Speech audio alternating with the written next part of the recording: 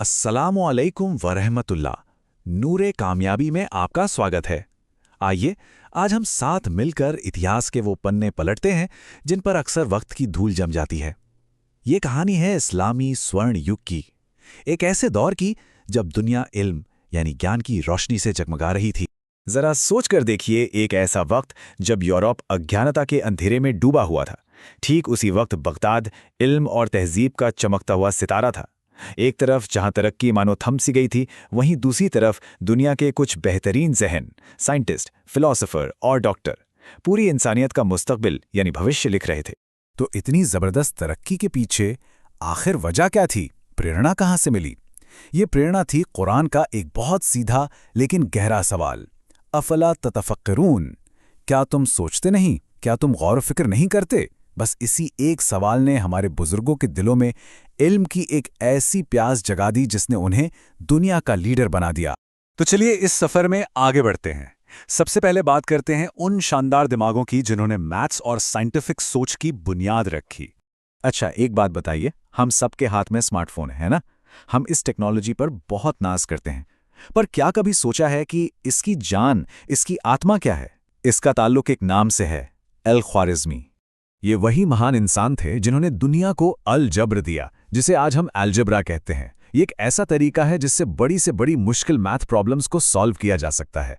और आज जो शब्द हम सुनते हैं एल्गोरिदम, जो हर कंप्यूटर प्रोग्राम की जान है, वो असल में अल ख्वारिज़मी के नाम से ही निकला है। इतना ही नहीं, उन्होंने ही इंडियन नंबर्स और जीरो के कॉन्सेप्ट को पूरी दुनिया में मशहूर किया।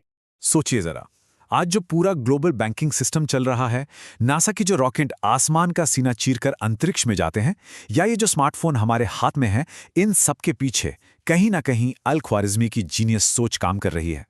सदियों तक बड़े बड़े दार्शनिक ये मानते थे कि हम इसलिए देख पाते हैं क्योंकि हमारी आंखों से कोई रोशनी निकलती है। अजीब लगता है ना सुनने में, लेकिन एक मुस्लिम साइंटिस्ट ने इस सोच को हमेशा के लिए बदल दिया। उनका नाम था इब्न अल-हैथम। उन्होंने एक बहुत ही सिंपल एक्सपेरिमेंट किया। एक अंधेरे कमरे में एक छोटा सा छेद किया और यह साबित कर दिया कि रोशनी बाहर से हमारी आंखों के अंदर आती है। हमारी आंखें रोशनी नहीं फेंकती।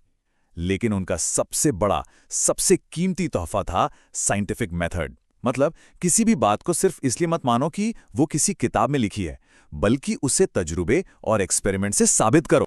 आज जो चश्मा हम लगाते हैं, जो कैमरा हमारे फोन में है, और साइंस में सबूतों पर जोर देने का जो पूरा कॉन्सेप्ट है, वो सब इब्ने अल-हैथम की उसी दूर की सोच का नतीजा है।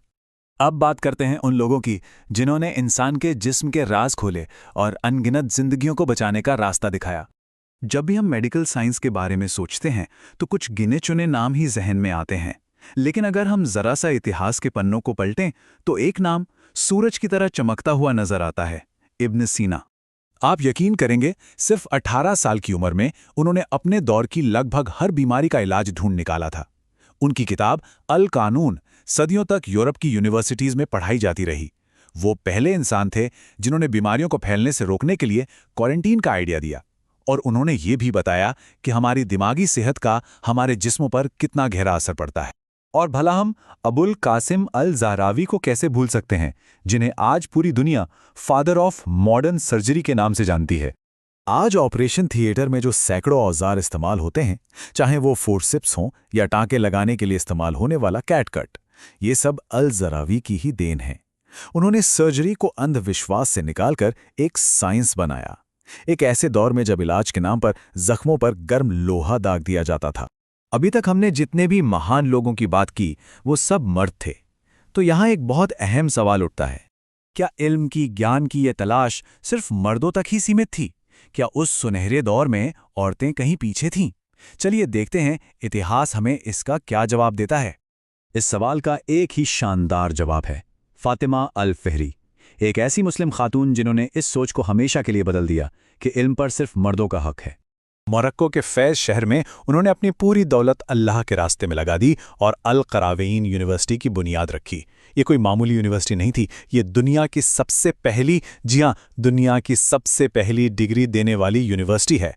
एक औरत ने तालीम का एक ऐसा चिराग रोशन किया जिसकी रोशनी आज भी दुनिया को रोशन कर रही है। तो दोस्तों, ये जो नाम हमने सुने, ये सिर्फ इतिहास की बातें नहीं हैं, ये हमारे लिए एक आईना है, एक सबक है। सवाल ये है कि आखिर इनकी कामयाबी का राज क्या था। उनका राज ये था कि उन्होंने दीन और दुनिया को कभी अलग नहीं समझा। वो इसलिए महान बने क्योंकि उनके दिलों में इकरा यानी पढ़ो का हुक्म बस गया था।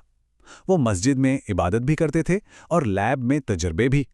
उन्होंने एक हाथ में तस्बीह पकड़ी तो दूसरे में माइक्रोस्कोप। शायद इसीलिए महान शायर अल्लामा इकबाल ने कहा था, नहीं है ना उम्मीद इकबाल अपनी कश्ते वीरान से, जरा नम हो तो ये मिट्टी बहुत जरखेज है साकी। मतलब हमें नाउम्मीद होने की ज़रूरत नहीं है, हमारे अंदर आज भी वही काबिलियत है, बस उसे जगाने की ज़रूरत है। तो आज नूरे कामयाबी के इस मंच से हमारा पैगाम बस यही है कि हम अपने शानदार इतिहास को पहचानें, इल्म और ज्ञान की इस विरासत को दोबारा हासिल करें। जब हम फिर से पढ़ना, सोचना और सवाल करना शुरू करेंगे तो इंशाअल्लाह हमारी कामयाबी का सूरज भी ज़रूर चमकेगा। इस बारे में आपकी क्या राय है, हमें कमेंट्स में ज़रूर बताइएगा। और अगर ये पैगाम अच्छा लगा हो तो इसे लाइक और शेयर करना ना भूलें। हमारे साथ इस सफ़र में जुड़ने के लिए आपका बहुत बहुत शुक्रिया। वस्सलामु अलैकुम वरहमतुल्लाहि वबरकातुहू।